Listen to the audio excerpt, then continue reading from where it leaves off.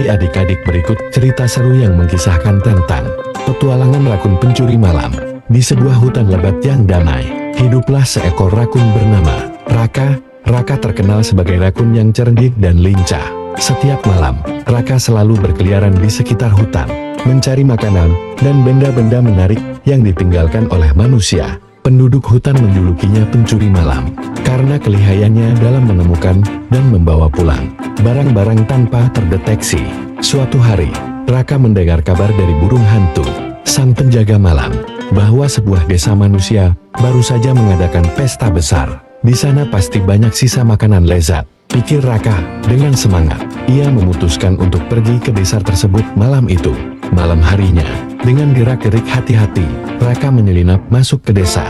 Ia melihat banyak sisa makanan di tempat pembuangan sampah di belakang rumah-rumah penduduk. Dengan penuh kegembiraan, ia mulai mengumpulkan berbagai macam makanan, mulai dari sisa ayam panggang, roti, hingga kue-kue yang masih tersisa manisnya.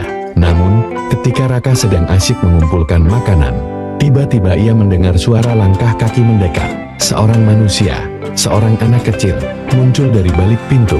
"Hai rakun, apa yang kamu lakukan di sini?" tanya anak itu dengan nada penasaran, bukan marah. Raka terkejut dan segera berlari. Namun kakinya tersangkut di dalam kantong plastik, membuatnya sulit untuk kabur.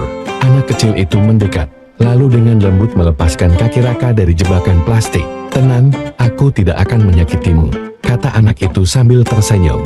Raka merasa aneh. Biasanya manusia selalu mengusirnya, tapi anak ini berbeda. Anak itu bahkan memberikan sepotong roti dari tangannya.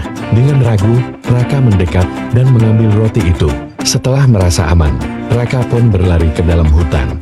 Sejak malam itu, setiap kali Raka datang ke desa, anak kecil itu selalu meninggalkan makanan untuknya.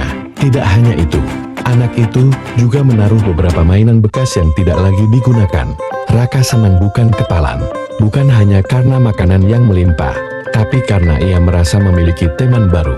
Kisah persahabatan Raka dan anak kecil itu tersebar di seluruh hutan. Pencuri malam yang dulu dikenal karena kelicikannya, kini menjadi simbol persahabatan antara manusia dan hewan. Meskipun mereka berbeda dunia, Raka dan anak kecil itu menunjukkan bahwa kebaikan bisa melampaui segala perbedaan.